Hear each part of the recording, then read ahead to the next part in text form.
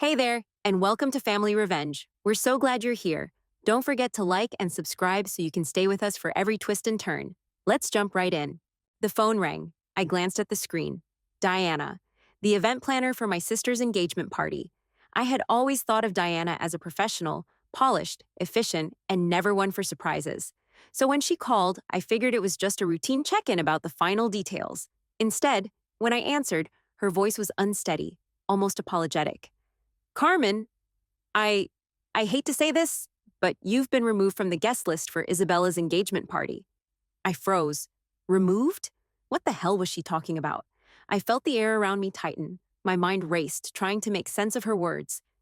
What do you mean, removed? I asked, trying to keep my voice calm, but my fists were clenched at my sides.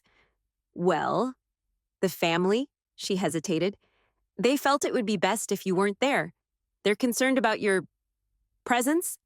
Her voice trailed off, and I could almost hear her shift uncomfortably on the other end of the line. I swallowed hard, waiting for her to explain herself. You know how this event is really important to Isabella, and they want everything to go perfectly. There's concern that your lifestyle might be a little too unconventional. I'm so sorry, Carmen. I didn't want to be the one to tell you this. I could feel a simmering heat rising in my chest. Unconventional? Was that the reason? My mind flashed to all the years I had spent helping my family, bailing them out of financial trouble, covering bills, always stepping in when they needed me. And this was how they treated me, a simple, clean cut, just like that. Unconventional, I repeated, my voice a little colder than I intended. Is that what they're calling it now? A lifestyle? I don't think they meant to hurt your feelings, but they really just want everything to go smoothly. You've been so generous, but, well, they don't want your presence to cause any discomfort. I was silent for a long moment. The words felt like punches, one after another. This wasn't the first time they'd dismissed me. I had spent years building a multi-billion-dollar empire, working tirelessly behind the scenes, first in agriculture and then expanding into luxury goods. While my family ignored every bit of success I had, they saw me as nothing more than the black sheep, the one they called on when they needed money or a favor, but whose career and lifestyle they never truly acknowledged or appreciated. Diana, I said, my voice sharp now, I'm sure you've got your orders, but this is a family decision, not a professional one. Tell them this. I'm going to cancel the entire event. There was a brief silence. What? Diana asked, stunned. I'm going to pull the venue. I'm going to call every service they've booked, every supplier, every vendor, and I'll ensure that none of it happens. I could feel the cold satisfaction creeping up my spine. Finally, it would be my turn to take control. For once, I wasn't going to be the one standing on the sidelines, waiting for scraps of attention or respect. I've done more than enough for them, I muttered under my breath. They think I don't matter? Let's see how they manage without me. As I hung up the phone, a strange sense of clarity washed over me. For so many years, I had hidden my success, thinking that maybe if I proved my worth, they'd see me differently. But now I realized I had been invisible to them, no matter what I did, no matter how much I helped. This time, they were going to see me clearly. This time, they would understand the power I held. The family had underestimated me for the last time. The phone rang. Isabella. I knew what this was about. The party, the mess I had just created by taking control, was about to blow up. I answered on the third ring. Hey, I said, keeping my tone neutral. I assume you heard about the changes? Changes? Isabella's voice was tight, controlled. You mean the changes you made by canceling everything? There was a sharpness to her words, like they had been rehearsed, practiced, to mask the hurt. But I wasn't going to let her control the conversation, not anymore. That's right, I canceled everything. They'll have to figure out a new venue, new catering, new everything, I said, each word deliberate, cold. Seems they've forgotten who makes all this possible. Isabella's silence on the other end was deafening for a few seconds. I could almost hear her taking deep breaths, struggling to maintain composure. Finally, she spoke again, her voice cracking with anger. How could you do this? She demanded. This was supposed to be the biggest day of my life, and you ruined it, all because of a few family issues. You're acting like a child, Carmen. I felt a sting at her words, but I didn't let it show. I could hear her pacing in the background, the familiar rattle of the old wooden floors of the house we grew up in. I didn't ruin anything, Isabella. You know, I've been helping you and this family for years, financially and otherwise, while being treated like I don't matter. This isn't just about your wedding. This is about all of it, I said, leaning back against my desk, the weight of my words sinking in. Helping? What are you talking about? She spat. We've always appreciated your help, Carmen, but it's not about money. This wedding is about perfection. It's about the right people, the right vibe. We couldn't have you causing a scene. I almost laughed, but there was nothing funny about it. Vibe? Is that what it's all about, Isabella? The perfect little wedding with the perfect little crowd? You don't even know the half of it, do you? What do you mean? She sounded genuinely confused, like she had no idea where I was coming from. And honestly, part of me resented that. Hadn't she ever wondered how I built everything from scratch? How I went from working in a small field to owning an empire worth billions? I sighed, the reality of the situation settling in.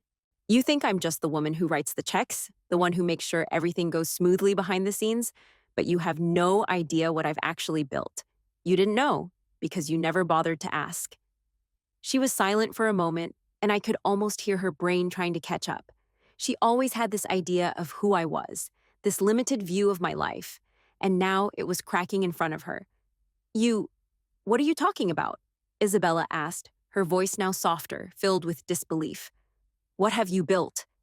I straightened up, steadying myself as I prepared to tell her the truth, finally. I own a vineyard, Isabella. I've built that from the ground up. I've got florals, jewelry. I've been doing this for years now, while you and the rest of the family just saw me as your personal piggy bank. You have no idea what I've done, how much I've sacrificed.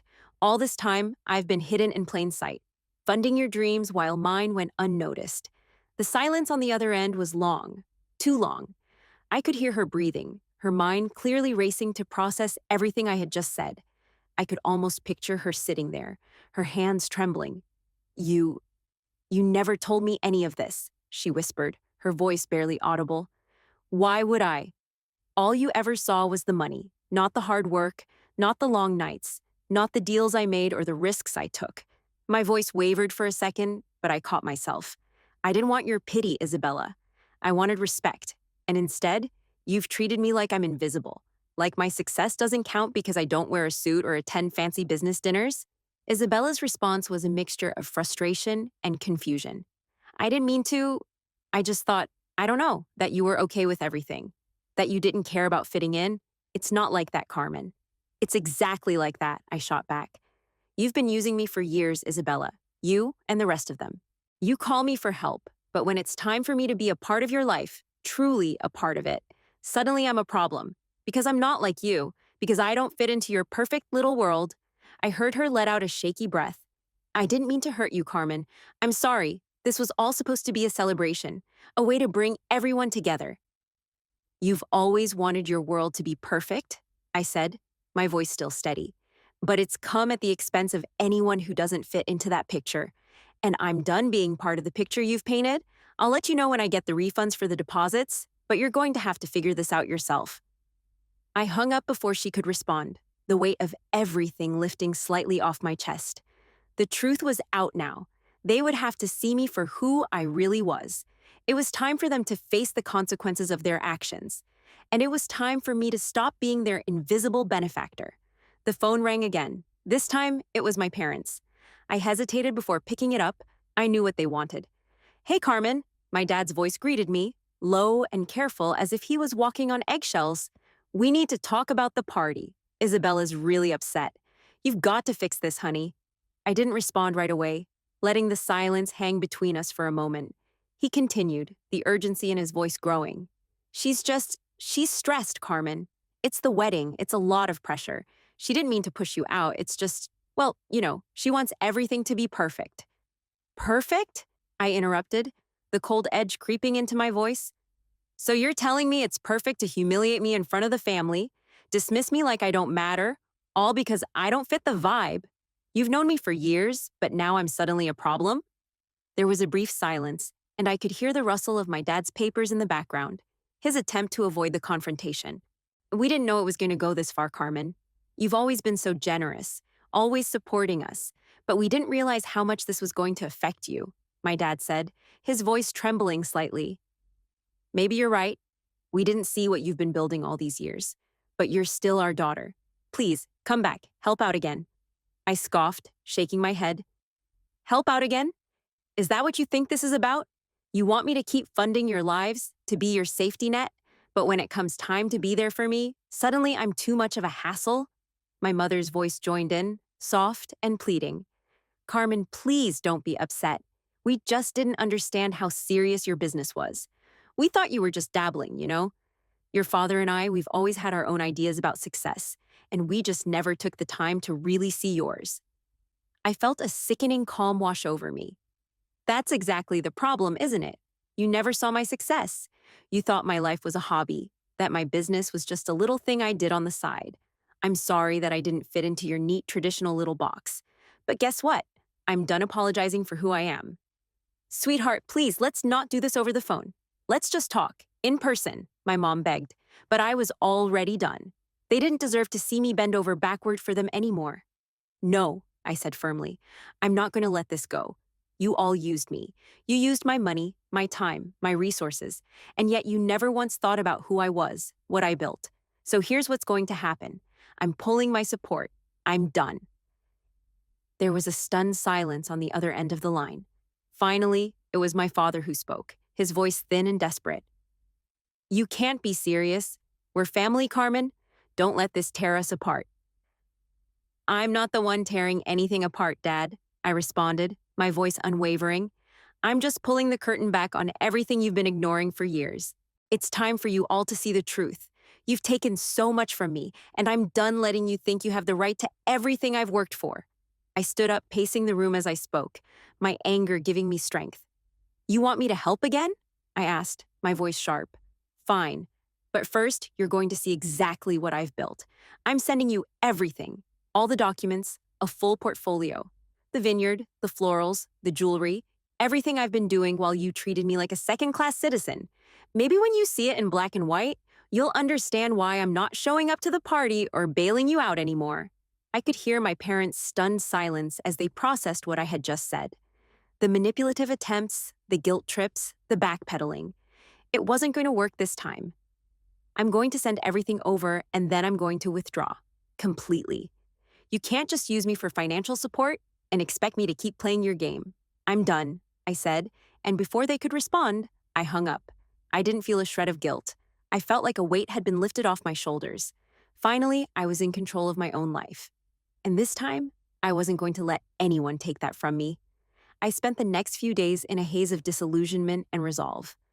After I had severed all ties with my family, I realized just how much I had given them over the years, how much I had quietly subsidized their lives while being treated as an outsider, a mere benefactor. The family dynamics that I had always accepted without question now felt like an intricate web of manipulation. I needed answers. With the help of my security team, I began a deep dive into the last few years of financial contributions I had made to my family.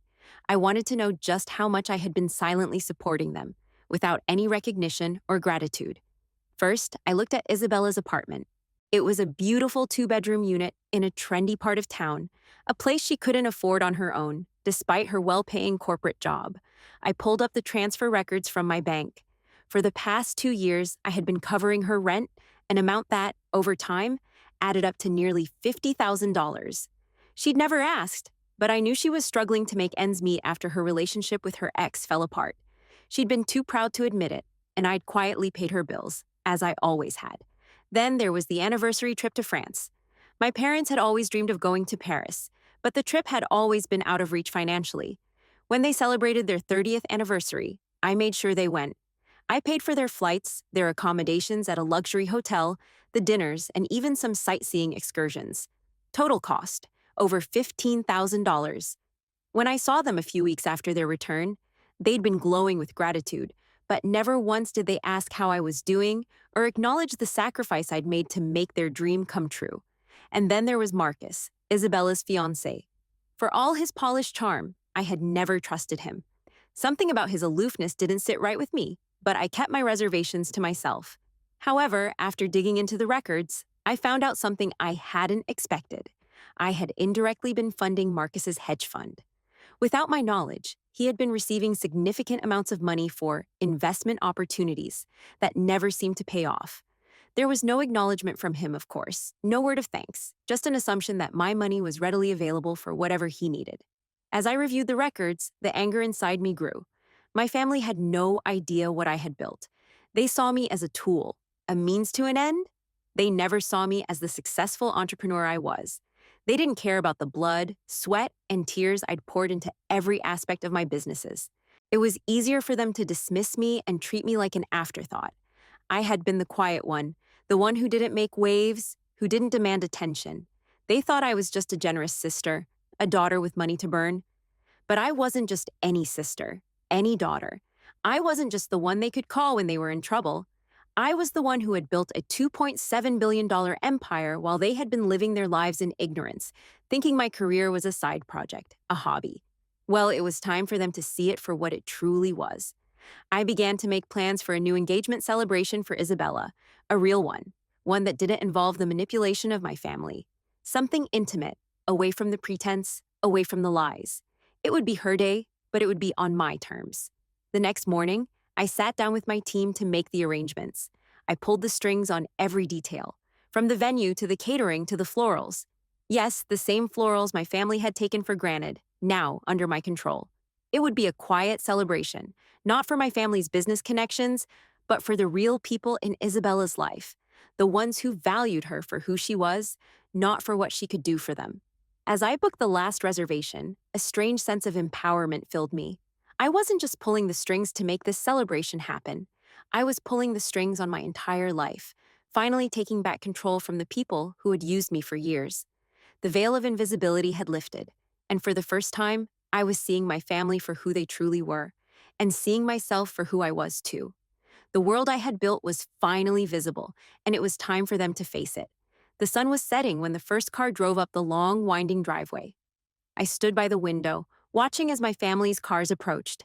The sleek sedans, the family SUV, they were all making their way toward the place they never knew I owned. I took a slow breath, feeling a wave of satisfaction wash over me. They had no idea. My family, so accustomed to thinking of me as just the one with money, the one who provided, none of them knew what this place represented. None of them realized the power I held, how far my influence had reached beyond the things they thought they knew about me. As they reached the front door of the estate, I stepped forward to greet them, my movements calm, deliberate. I had planned every detail of tonight's celebration with purpose, an intimate gathering for Isabella and Marcus, away from the pressures of business connections, away from the expectations that always accompanied their lives. Isabella and Marcus arrived first, stepping out of the car with their usual poised demeanor. Isabella looked around, her mouth dropping slightly when she saw the house.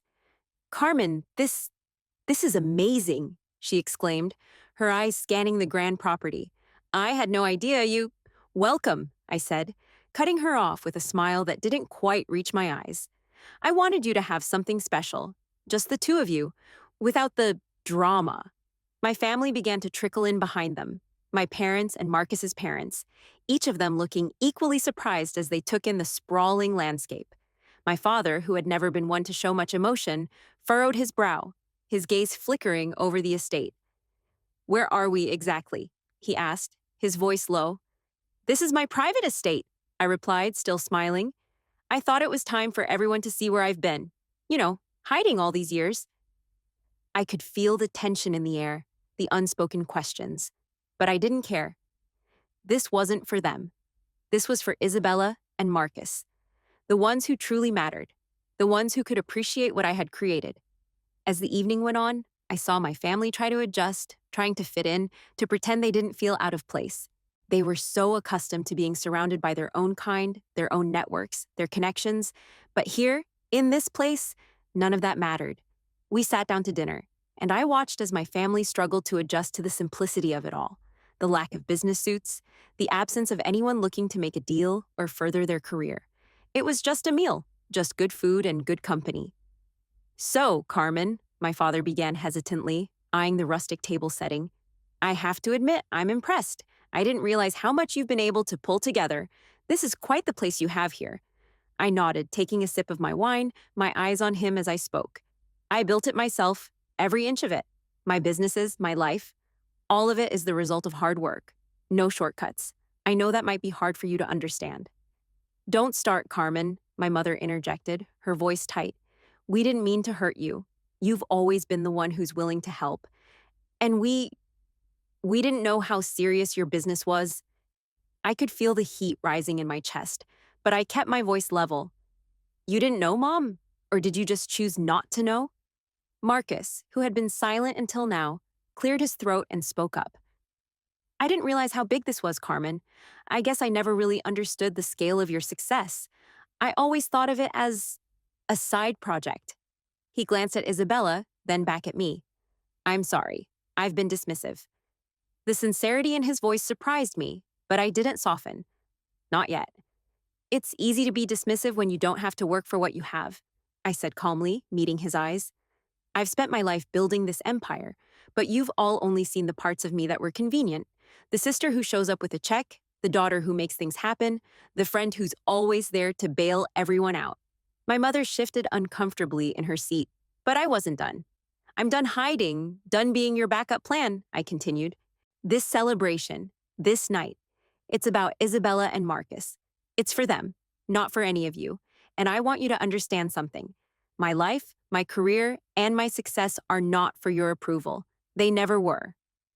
Isabella, sitting beside Marcus, looked at me with a mixture of surprise and guilt. I had no idea, Carmen, she whispered. I never meant for you to feel like this. I didn't respond immediately, instead taking a long breath. You didn't have to, Isabella. You didn't have to know. I've always done what was expected of me. I've always played the role I was given, but now I'm done. The evening went on in a haze of awkward conversations and strained pleasantries, but I could see something shift. My family, my parents, Isabella, Marcus, were finally seeing me for who I truly was, not for what they thought I could do for them. As the evening wound down, I looked out over the quiet, expansive grounds of the estate. A part of me felt lighter, but there was still a lingering tension.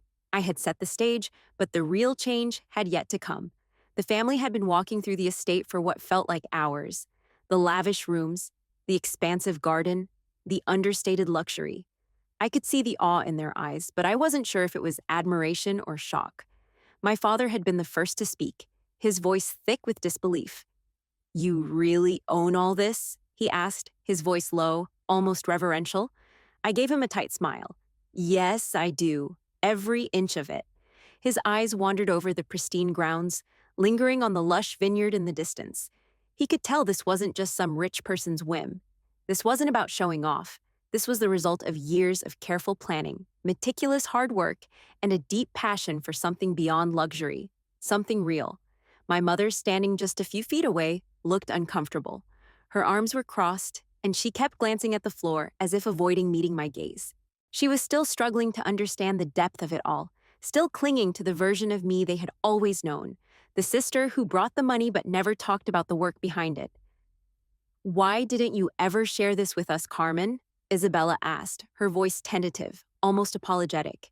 She was standing just behind me, staring out at the view, her mind clearly processing everything.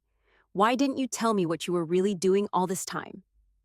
I took a long breath, choosing my words carefully. This was the moment to speak the truth, to finally let them see me for who I really was, not just as the financial backer, not just as the one they could call when they needed help, but as the woman who had been silently shaping her own destiny. I didn't share it, Isabella, because I didn't want you to see me as just this, the money, the business. I wanted you to accept me for my passion. I wanted you all to value what I was building, not just for what it could give you. She frowned, processing my words. I thought you were just helping. I didn't know it was this big. I turned to face her, my expression softening. I know, Isabella. I know you didn't. But that's exactly why I never told you. I was just the one who helped, the one who paid for things.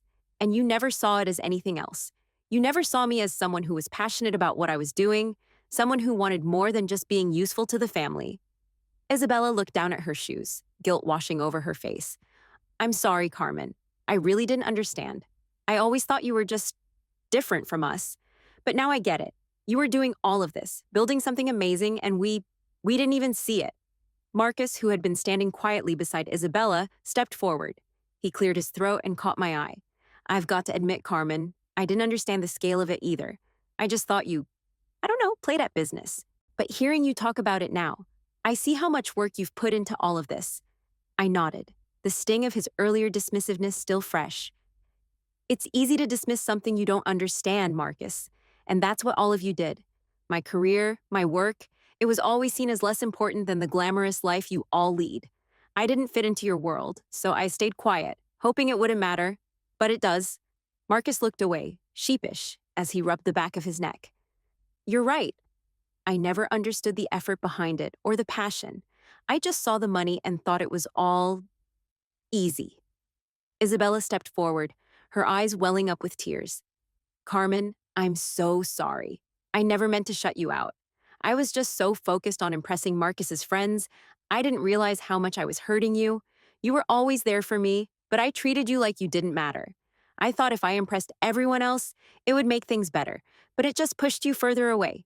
My heart softened at her words. The weight of the past few years of neglect and hurt didn't just vanish, but in that moment, I felt something change, something real. I reached out and placed a hand on her shoulder. I know you didn't mean to hurt me, but you did, just like the rest of the family. You were all so caught up in your own world that you couldn't see mine. Isabella sniffled, wiping her eyes. I'm so sorry, Carmen. I was trying to be something I'm not, and in doing that, I lost sight of what really matters. I want to understand what you've been doing, and I want to be a part of it.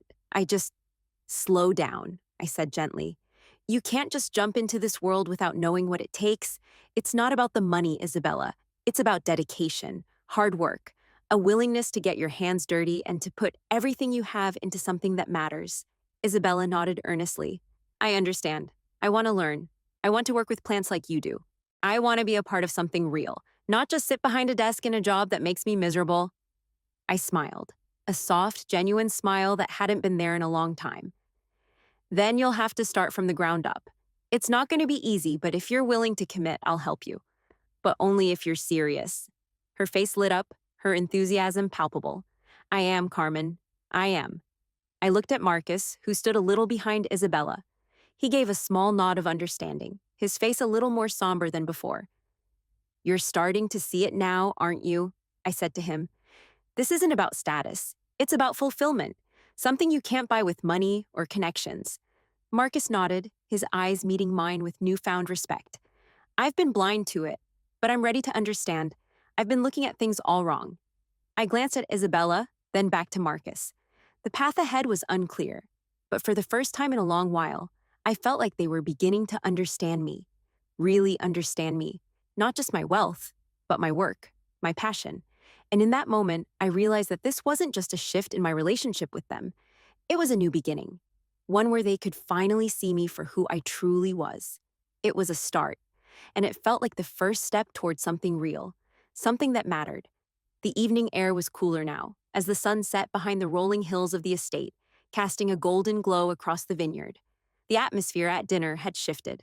While my family made small talk, I could feel the weight of what had transpired throughout the day. The questions, the realizations, the apologies. I watched as Isabella and Marcus slipped away from the table, stepping out onto the balcony that overlooked the lush grounds. I saw them speaking quietly, the moment their voices became lost in the wind, and I couldn't help but feel a surge of hope.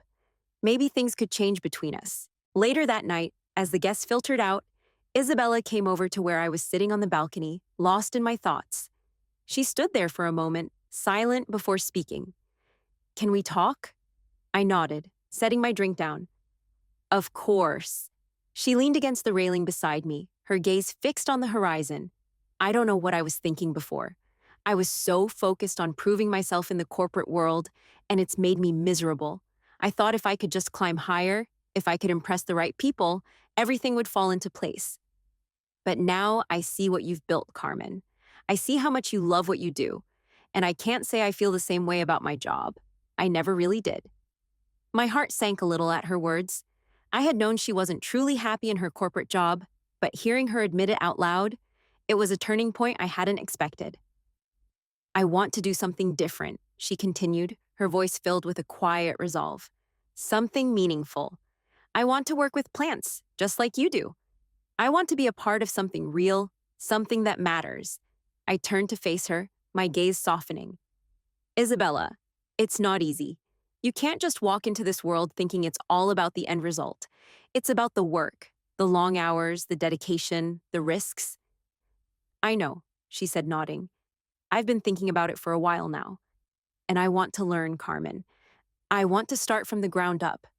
I studied her, searching for any hint of doubt or hesitation, but I saw none. This wasn't the Isabella I had known. This was a woman who was finally ready to take control of her own life, a woman who had come to realize that chasing the wrong things had only left her empty. You're serious? I asked, my voice barely above a whisper. She smiled. I'm serious. I'm tired of pretending I want to be something I'm not. I felt a rush of warmth spread through me. The old Isabella, the one who had always felt the need to measure up to everyone else, was gone. In her place stood someone who was finally ready to embrace the true calling I had always known was hers. Well, if you're committed, I can show you how to build a life like this. But it's going to be hard work, Isabella. It's not glamorous, and it's not quick. But if you're willing to do it the right way, I'll teach you everything I know. Isabella's eyes lit up, and I could see the excitement flickering behind them. I'll work hard. I promise, I nodded, my heart swelling with pride. Then let's get started. It's going to be a long road, but I think you'll find it's worth it. As we stood there together, a sudden realization washed over me. For the first time in a long while, I wasn't just the person holding everything together financially. I was finally seen for who I truly was. Isabella wasn't just asking for help, she was seeking a new path, one that I could show her, one that we could walk together. And in that moment, everything I had worked for, everything I had built felt like it was coming full circle. My family, my sister especially, was finally starting to see me not just as the person with money, but as the successful entrepreneur I had always been. Later, after the guests had left, I found myself reflecting on everything that had happened. The tension that had existed for so long between us was finally starting to dissolve, and the road ahead felt clear. I wasn't just helping Isabella. She was choosing a path that would allow her to discover her own version of success, something that was rooted in her passion, just as mine was. The change was happening, slowly, but it was happening. As I sat there in the quiet of the evening, I thought about the future that was now being shaped by Isabella's decision. For the first time in years, I felt like our family was beginning to understand each other, not for what we could provide, but for who we truly were. And I couldn't help but feel proud. 6 months had passed since the engagement celebration at my estate, and a lot had changed in the family dynamic. What began as a painful reckoning had slowly transformed into something more hopeful, more authentic. I had watched Isabella step into a new version of herself, one that was grounded in a passion I knew she hadn't recognized until she truly embraced it. We had spent countless hours working side by side in the greenhouse, where she was learning the ropes of the agricultural business. I could see her eyes light up when she talked about the plants, the soil, and the sustainability of the business. She was no longer the woman obsessed with climbing the corporate ladder, pretending to enjoy a life that didn't fit her. Now she was planting seeds, not just in the soil, but for a future she could be proud of. As for Marcus, the change in him was equally profound. At first, I thought he was just going along for the ride, trying to appease Isabella. But over time, I saw him shift, embracing the lifestyle and values that had always been a part of me but had eluded him. He became more involved in the business, taking an active interest in the day-to-day operations of the vineyard and the farm. Together, they had embraced the values of sustainability, both in business and in life, finding fulfillment in something much greater than status or wealth. It had been a strange feeling, watching this family finally find a new rhythm, a rhythm that didn't revolve around appearances, money, or corporate success. I had worked for so long to be seen for who I really was, and now finally, it seemed like they were starting to see me. Tonight was different from the dinners we used to have. It was no longer about showing off or feeling like I was being used for what I could provide. It was a quiet, contented evening. Marcus, Isabella, and I sat together in the warmth of the kitchen, sharing a meal made from vegetables we had grown ourselves, the atmosphere light and easy. As I glanced around the table, I could feel the warmth of connection filling the space, something that had been missing for so long. This wasn't about status anymore. It wasn't about what we could bring to the table, but who we were as people, how we had grown as individuals, and how we were beginning to appreciate each other for our true selves. The conversation drifted naturally from one topic to another, without the awkward pauses or forced pleasantries that had once defined our family gatherings. We spoke freely now, openly, and for the first time in a long while, I felt like I was truly seen. Not for the money I brought in, not for the help I provided, but for the person I had always been. Later, after dinner, I stood on the porch, gazing out at the fields beyond the house. It was a perfect evening, calm and serene, the stars just beginning to appear in the sky. I felt content, something I hadn't felt in so long. The family was still finding its footing, but we had come so far. The tension that had once existed, the undercurrent of expectations and assumptions, had finally begun to dissolve. Isabella joined me on the porch, and we stood there for a while, looking out at the land. I could sense the change in her, this quiet fulfillment that mirrored my own.